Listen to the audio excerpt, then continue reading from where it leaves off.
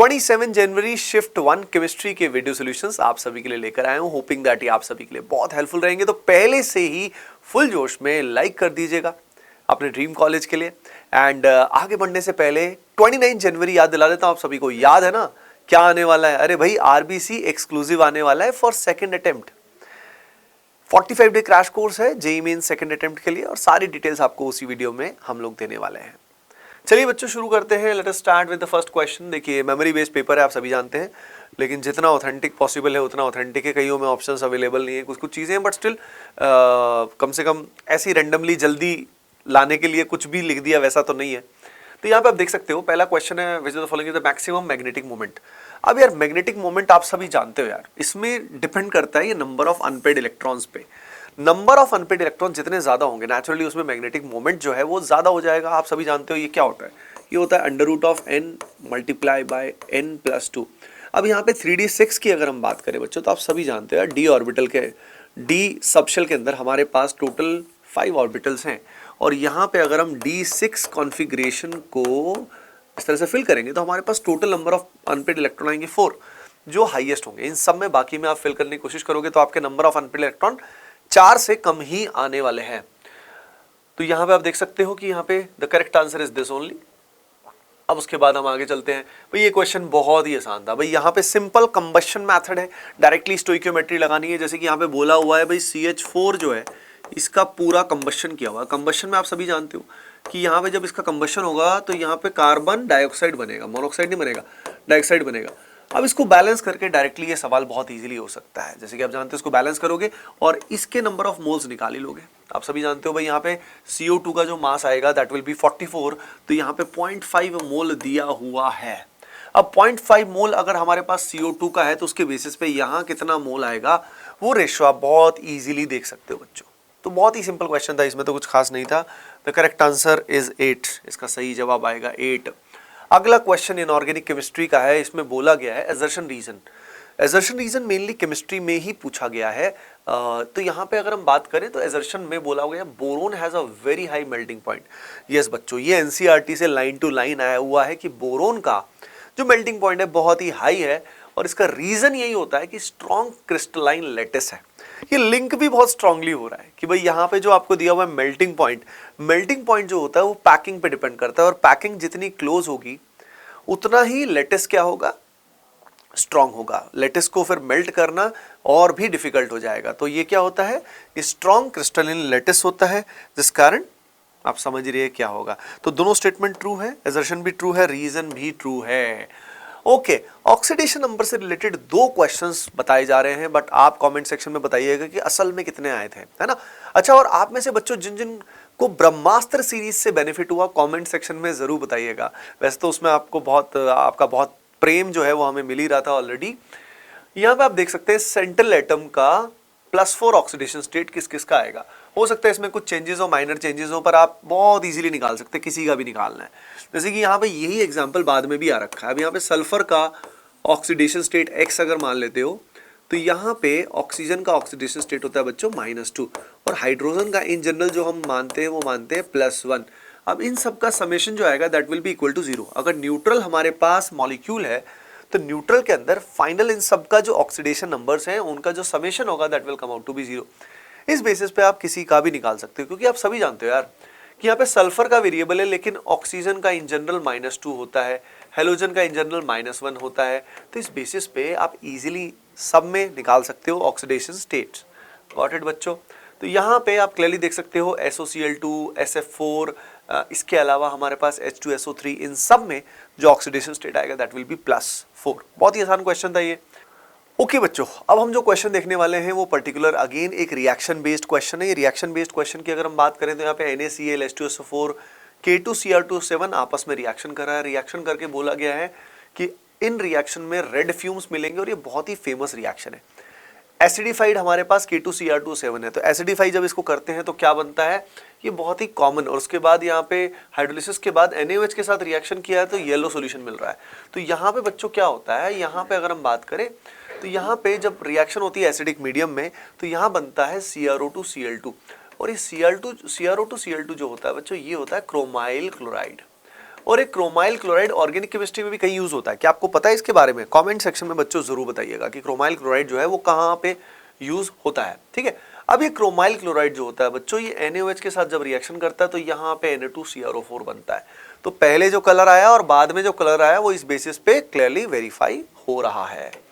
चलते बच्चों इससे आगे। अब भाई यहाँ पे अगर हम बात करें number of electrons present in all the compound, जहां पे लिखा हुआ है सबशेल है, यहाँ पे फिल्ड है, n की वैल्यू 4 दी हुई है। तो ये तो बहुत ही सिंपल क्वेश्चन होता है बच्चों, ये तो सभी को डायरेक्टली पता होता है कि अगर n की वैल्यू दी हुई है तो डायरेक्टली आप n की वैल्यू से total number of electrons directly with the help of formula निकाल सकते हैं। इसमें आपको अलग से फिल करके देखने की जरूरत नहीं होती, आप डायरेक्टली इसको निकाल सकते हैं बच्चों। अब उसके बाद अगर मैं बात करूं यहाँ पे, ये जो पर्टिकुलर क्वेश्चन है again this is also very easy level है, इस पे ज़्यादा समय अपने को नहीं लगाना चाहिए। इसमें ऑर्डर पूछा गया है, तो यहाँ पे आप देख सकते हो कि भाई ये जो वेरिएशन आ रहा है, जैसे कि यहाँ पे देखिए, यहाँ पे 7.5 इंटू 10 की पावर -4 से जब 3 इंटू 10 की पावर -3 हुआ तो कितना बढ़ गया रेट? आप देखिए 4 टाइम्स बढ़ गया। अब इस केस में अगर आप देखोगे तो HI का कॉन्सेंट्रेशन पहले से क्या हो गया? डबल हो गया, 2 टाइम्स हो गया। तो ये इस क्वेश्चन को करने का सबसे सिंपल ट्रिक है कि अगर ये 2 टाइम्स बढ़ रहा है और ये इसके 2 टाइम्स बढ़ाने से यहाँ पे 4 टाइम्स का डिफरेंस आ रहा है, इसका मतलब जो फैक्टर आएगा वो क्या आएगा? 2 का फैक्टर आएगा। यानी यहाँ पे इसका कॉन्सेंट्रेशन डबल करने से यहाँ पे रेट जो है वो 4 गुना हो गया। समझ रहे हो आप सभी? तो यहाँ पे विद रिस्पेक्ट टू HI जो ऑर्डर आएगा दैट विल बी 2। ओके बच्चों, तो इस तरीके से डायरेक्टली इसको कर सकते हो। सिमिलरली ये जो पर्टिकुलर क्वेश्चन आप सभी को दिखाई दे रहा है, ये डायरेक्टली दिया हुआ है कि आइसोथर्मल कंडीशंस हैं। यहाँ पे आपको जो वॉल्यूम का चेंज है वो भी दिया हुआ है और टेम्परेचर, पहले जो टेम्परेचर है वो भी दिया हुआ है, प्रेशर यहाँ पे दिया हुआ है, नंबर ऑफ मोल भी दिए हुए हैं, हीट ट्रांसफर आपको निकालना है बच्चों। तो यहाँ पे this is the correct answer. आप डायरेक्टली इसके अंदर फॉर्मूला लगा के कर सकते हो। फॉर्मूला जो होता है आप सभी जानते हो कि भाई हमारे पास जो थर्मोडायनेमिक्स का फर्स्ट लॉ होता है बच्चों, उसका आप यूज कर सकते हो, delta U equal to Q plus work done. अब यहाँ पे आप सभी को क्यू जो है वो अगर निकालना है तो वो कहाँ से आएगा? वो प्रेशर और चेंज इन वॉल्यूम से आएगा। ठीक है, तो क्यू आपको वहां से मिल जाएगा क्योंकि वर्क डन हमें पता है, वर्क डन जो है वो है -P डेल्टा वी, तो वर्क डन अपने को पता लग जाएगा -P डेल्टा वी से। और अब इसके बाद अगर हम डेल्टा यू की बात करें तो डेल्टा यू बच्चों यहाँ पे कितना आएगा? वो 0 आएगा, because the condition is isothermal. Isothermal condition के दौरान जो चेंज इन इंटरनल एनर्जी होता है दैट इज एक्चुअली 0। तो उस बेसिस पे बिल्कुल डायरेक्ट क्वेश्चन था बच्चों, लेकिन मैं जानता हूँ कई लोगों ने, कई स्टूडेंट्स ने बस ये गलती करी होगी, इसमें यूनिट्स की गलती हो जाती है बहुत कॉमनली। तो किस किस बच्चे ने करी कमेंट सेक्शन में बताना, वैसे होनी नहीं चाहिए थी क्योंकि यहाँ पास्कल्स में दिया हुआ है और यहाँ पे DM क्यूब में दिया हुआ है। तो अपने को क्लियर होना चाहिए कि अगर दोनों को SI यूनिट में कन्वर्ट करोगे तो यहाँ पे किलो पास्कल्स को पास्कल्स में कन्वर्ट करोगे और DM क्यूब जो होता है वो 1 लीटर के इक्वल होता है, लेकिन यहाँ पे हमें उसे मीटर क्यूब में कन्वर्ट करना पड़ेगा। तो यहाँ पे यूनिट्स की यूनिफॉर्मिटी बहुत बहुत जरूरी है बच्चों। ये जो पर्टिकुलर क्वेश्चन है इसमें पूछा गया है +4 ऑक्सीडेशन स्टेट किसका है? आई थिंक ये वही क्वेश्चन होगा, उसी को रिपीट कर रखा लगता है यहाँ पे। तो H2 ये नहीं होगा, H2SO3 होगा यहाँ पे, H2SO3 है ना बच्चों। अब इसके बाद अगर हम देखते हैं, बोला गया है कि यहाँ पे कौन सा halogen variable oxidation state show नहीं करता, तो इसमें लीस्ट लाइकली जो है वो फ्लोरीन है, क्योंकि फ्लोरीन का इन जनरल जो ऑक्सीडेशन स्टेट बच्चों होता है वो -1 होता है। आप सभी जानते हो कि फ्लोरीन जो है इसकी इलेक्ट्रॉन नेगेटिविटी हाईएस्ट है और एक इलेक्ट्रॉन एक्सेप्ट करके इसकी ऑक्टेट जो होती है बच्चों वो क्या हो जाती है? कंप्लीट हो जाती है। तो फ्लोरीन का ऑक्सीडेशन स्टेट -1 है, लेकिन हेलोजन्स जैसे जैसे डाउन द ग्रुप जाएंगे उनकी वेरिएबल ऑक्सीडेशन स्टेट्स बढ़ती जाती हैं। ओके बच्चों, अब उसके बाद अगर हम बात करें तो यहाँ पे अगला क्वेश्चन स्टेटमेंट बेस्ड क्वेश्चन है। इसमें बोला गया है पहली स्टेटमेंट में कि 4F एंड 5F सीरीज जो है द रिटन सेपरेटरी। बिल्कुल यार, उनका जो आपने देखा ना लेंथेनाइड और एक्टिनाइड्स का जो पूरा रीजन है वो अलग से F ब्लॉक अपने पास होता है। ठीक है, अब वो इस तरीके से अलग क्यों किया गया है? ताकि जो प्रिंसिपल ऑफ क्लासिफिकेशन है वो मैच हो जाए। अगर उसको पूरा F ब्लॉक को हम डायरेक्टली शो करते तो जो पूरा अलाइनमेंट है वो मिसमैच हो जाता, सारी प्रॉपर्टी जो बोलते हैं ग्रुप में की सिमिलैरिटी आती है वो सब मिसमैच होता। तो बेसिकली इट्स एक तरह से अरेंजमेंट, जुगाड़ है ये एक तरह से, लेकिन इट वर्क्स। अब अगली बात लिखी हुई है, S block element can not be formed in earth in pure form. अरे भाई, कैन बी फॉर्म्ड, भाई प्योर फॉर्म में एस ब्लॉक के एलिमेंट होने के चांस बहुत ही कम है। आप सभी जानते हैं एस ब्लॉक के अंदर इतने जोशीले एलिमेंट्स होते हैं कि उनकी रिएक्टिविटी इतनी ज्यादा होती है कि उनको फ्री फॉर्म में मिलना मुश्किल है। तो पहला स्टेटमेंट सही है अगला स्टेटमेंट बच्चों रॉन्ग है। अब बात आती है अगले सवाल पे, जिसमें पूछा गया है कौन सा कंपाउंड यहाँ मोस्ट एसिडिक है। तो बच्चों यहाँ पे मोस्ट एसिडिक आप देख सकते हैं थर्ड वाला है, क्योंकि यहाँ पे जब H+ को निकालोगे बच्चों, तो H+ को निकालने के बाद यहाँ पे नेगेटिव आएगा, और नेगेटिव जब आएगा तो ये जो कॉन्जुगेट बेस है बच्चों, it will be resonance stabilized. तो यहाँ पे ये इधर भी रेजोनेंस कर रहा होगा और यहाँ भी रेजोनेंस कर रहा होगा, यानी दोनों C डबल बॉन्ड होके जो -M है वो इसको स्टेबलाइज कर रहे होंगे, हेंस। और इसको एक्टिव मिथिलिन भी बोलते हैं, शायद आप सभी को ये ऑलरेडी पता होगा बच्चों। ब्रह्मास्त्र सीरीज में भी इस तरह के क्वेश्चन अपन ने किए थे। यहां पूछा गया है आपसे कि कौन सा बेस स्ट्रॉन्गेस्ट है, which of the following is the strongest Brønsted base. तो बच्चों यहां पे अगर हम बात करें तो कौन सा स्ट्रॉन्गेस्ट है, क्लियरली इसका आंसर 3 है, क्योंकि यहाँ पे जो नाइट्रोजन है इसका हाइब्रिडाइजेशन होता है sp3। तो sp3 में इलेक्ट्रॉन देना becomes very very easy, electron देना बिकम्स वेरी इजी। बाकी सब में आप देख सकते हो all the nitrogen are sp2 hybridized. उसके अलावा ये लोन पेयर जो है वो बेंजीन के साथ रेजोनेंस में भी इन्वॉल्व है, तो इसीलिए वहां पे भी रेजोनेंस उतना अच्छा नहीं हो पाएगा, मतलब बेसिक स्ट्रेंथ उतनी अच्छी नहीं हो पाएगी। तो यहाँ पे एनिलीन है, यहाँ पे पायरॉल है हमारे पास, लेकिन 3 इज द विनर। बाकी सब में रेजोनेंस हो रहा है।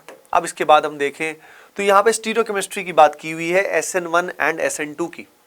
बच्चों को पता होना चाहिए भाई SN1 के अंदर, जैसे मान लीजिए हमारे पास कुछ ऐसा है और यहाँ पे बेंजीन है। अब यहाँ पे अगर मैं हाइड्रोलिसिस करता हूँ तो यहाँ रेसमाइजेशन होगा, मतलब एक बार OH डैश में आएगा प्लस इसका एनांशोमर आएगा, तो ओवरऑल रेसमिक मिक्सचर बनेगा। वो बात अलग है, आप सभी को शायद याद होगा कि रेसमाइजेशन जो होता है वो कंप्लीट नहीं होता है, जिसमें कोई एक प्रोडक्ट डोमिनेट करता है। कौन सा करता है कमेंट सेक्शन में बच्चों जरूर बताना, ठीक है। तो SN1 में रेसमाइजेशन होता है, SN2 के अंदर इन्वर्जन होता है। SN2 में आप जानते हो बैक साइड अटैक होता है, opposite side attack, and hence inversion takes place. यानी ये डैश में है तो जो न्यूक्लियोफाइल आएगा that will be on the wedge. तो यहाँ पे 2 is the correct answer, 2 is the correct answer, racemization and inversion. चलो बच्चों इससे आगे यहाँ पूछा गया कि यहाँ पे इनॉल कंटेंट सबसे अधिक कहाँ होगा। तो ये क्वेश्चन भी अगेन बहुत कॉमनली क्लास में कराया जाता है। यहाँ पे जब आप अल्फा H निकालोगे ना बच्चों तीनों जगह से, तो अल्फा H निकाल के एक इनॉल जैसे यहाँ से बना, फिर यहाँ से भी बनेगा, फिर यहाँ से भी बनेगा। अब इसमें आप देख सकते हैं कि ये बेंजीन बन गया, एरोमेटिसिटी अचीव हो गई, ठीक है।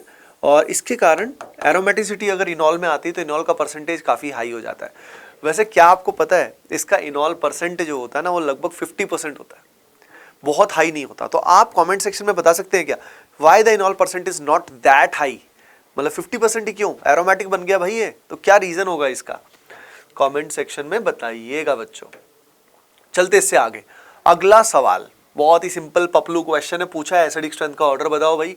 इन सब में आप देख सकते हो फिनॉल का एसिडिक स्ट्रेंथ नॉर्मल अल्कोहल से ज्यादा होगा, तो नेचुरली यहाँ पे जब 2 NO2 लगे हैं भाई तो इनका -M लग रहा है, यानी इलेक्ट्रॉन विड्रॉइंग ग्रुप्स है। इलेक्ट्रॉन विड्रॉइंग है, H निकलेगा तो O पे माइनस आएगा, तो O- जब आएगा कॉन्जुगेट बेस बनेगा तो रेजोनेंस करके negative charge will come at ortho and para position. और अगर उन ऑर्थो एंड पैरा पोजीशंस पे इलेक्ट्रॉन विड्रॉइंग NO2 ग्रुप लगा है तो मतलब बात समझ में आई है आपको सभी को। तो यहाँ पे एक NO2 है तो नेचुरली -M एक ही ग्रुप का लग रहा है, यानी जितने इलेक्ट्रॉन विड्रॉइंग ग्रुप ज्यादा होंगे बच्चों उतना ही इफेक्टिव ये रहेगा। समझ में आई बात आप सभी को। तो बच्चों ये फंडा होता है, उतना ही इसका एसिडिक स्ट्रेंथ बढ़ता जाता है। लेकिन यहाँ पे +M होने की वजह से इसका जो एसिडिक स्ट्रेंथ है it will be less as compare to phenol, लेकिन हाँ फोर्थ वाले से ज्यादा रहेगा, क्योंकि फोर्थ हमारा एलिफेटिक एल्कोहल है, ये नॉर्मल एल्कोहल है बच्चों, ठीक है। तो इसमें तो रेजोनेंस स्टेबलाइजेशन भी नहीं हो रहा है H+ निकालने के बाद, तो वो पीछे रहेगा। Hence first is the correct answer, इसका आएगा पहला करेक्ट आंसर। भाई ये क्वेश्चन डायरेक्ट हमारी DPPs में दिया हुआ है, डायरेक्ट बिल्कुल सेम टू सेम, और ये क्लास में भी मैं कॉमनली बताता हूँ। जो हमारे ATPs है ना, जो हमारे बैचेस के हैं, कहीं ना कहीं उनने क्वेश्चन जरूर देखा हुआ होगा क्लास में, या कहीं ना कहीं मैं हमेशा करवाता हूँ ये कि भाई इसमें सबसे पहले अपने को यहाँ से नंबरिंग करना है। इसमें नॉर्मली बच्चा नंबरिंग में गलती करता है, वो यहाँ से करना शुरू कर देता है, पर नंबरिंग यहाँ से करना है ताकि 1 1 3 नंबर आए, छोटा नंबर, समझ रहे हो क्या। अब नंबरिंग एक बार करने के बाद फिर इसको अल्फाबेटिकली अरेंज करना है। 3 इथाइल 1,1 डाइमिथाइल साइक्लोहेक्सेन, हेक्सेन है ना, साइक्लोहेक्सेन। तो सेकंड इसका सही जवाब आएगा। तो ये क्वेश्चन बिल्कुल डायरेक्टली हमने क्लास में किया था, आई थिंक काफी जगह और भी कराया जाता है। ये question also was very very easy. Chemistry का पेपर सही में ऐसा ही आया था कि एक बार बताना मुझे बच्चों, क्योंकि ये पेपर का लेवल सही बताऊं तो इजी लेवल ही है, मतलब मॉडरेट भी नहीं बोलूंगा मैं, इजी लेवल का पेपर है। साइक्लोहेक्सीन की अगर मैं बात करूं बच्चों तो यार ये एरोमेटिक कहाँ से हो गया, ठीक है एरोमेटिक है नहीं, बेंजोनेट कहाँ से हो गया, बेंजीन इसमें है नहीं, असाइक्लिक कहाँ से हो गया, ये तो साइक्लिक है, तो बचा क्या ये। तो अगर आपको एलिसाइक्लिक पता भी नहीं था कि क्या होता है तो ऐसे केस में फिर भी हो जाता है सवाल, तो it become very very easy question.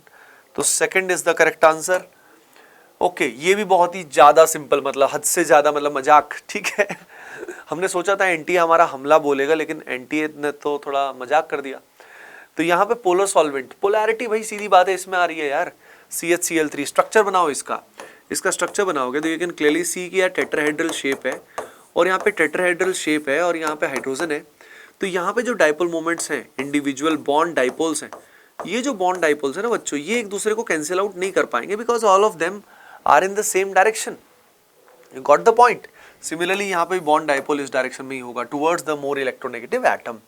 लेकिन बाकी सबका स्ट्रक्चर्स बना के देख लो आप, किसी का भी स्ट्रक्चर बना लो आप यहाँ पे, तो उस स्ट्रक्चर्स में आप क्लियरली देख सकते हो कि भाई यहाँ तो सारे बॉन्ड डाइपोल एक दूसरे को कैंसिल कर रहे हैं। इधर वाला है तो ये वाला इसको कैंसिल कर रहा है, ये वाला इसको कैंसिल कर रहा है, और यहाँ पे दोनों कार्बन्स का हाइब्रिडाइजेशन तो वैसे भी सेम है। तो आई थिंक बात आपको समझ में आई है। अब इसके बाद अगर हम बात करें भाई न्यूक्लियोटाइड्स का यूज कहाँ होता है, पता है ना आप सभी को भाई, डीएनए आरएनए वहां इसका यूज होता है, और वहां पे जो लिंकेज होता है वो फॉस्फोडाइएस्टर लिंकेज होता है, क्लियरली मेंशन्ड है।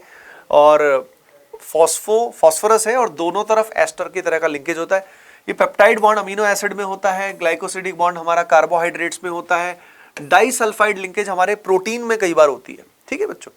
तो अपने को ये पता होना चाहिए इस तरह का कि ये तो बिल्कुल डायरेक्ट, मतलब एनसीईआरटी बेस्ड बिल्कुल सीधा question.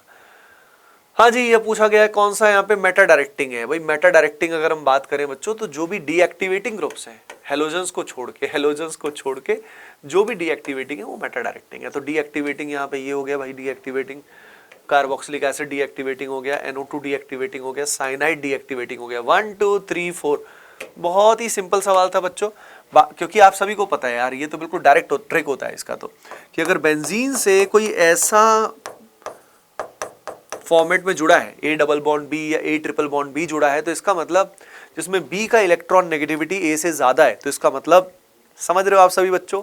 So that is the case and it is like very very easy. अब देखो बच्चों, सॉरी मेरे को बार बार, मतलब कह रहे इतने साल से पढ़ाने के बाद मेरे को तो खैर सब कुछ इजी लगेगा ही लगेगा, लेकिन ऑनेस्टली जिन बच्चों ने ढंग से तैयारी किया है इसमें मतलब कोई ज़्यादा रॉकेट साइंस नहीं है इन सब क्वेश्चंस में। और होपिंग दैट ये सारे क्वेश्चंस जो है ना इस तरह के, ये आपने मतलब इस तरह के कर ही रखे होंगे पहले से, तो पेपर ऐसा ही आया था क्या, क्योंकि अगर ऐसा ही आया था तो पेपर का लेवल थोड़ा सा रिलेटिवली इजी डायरेक्शन में ही हो गया बच्चों, ठीक है।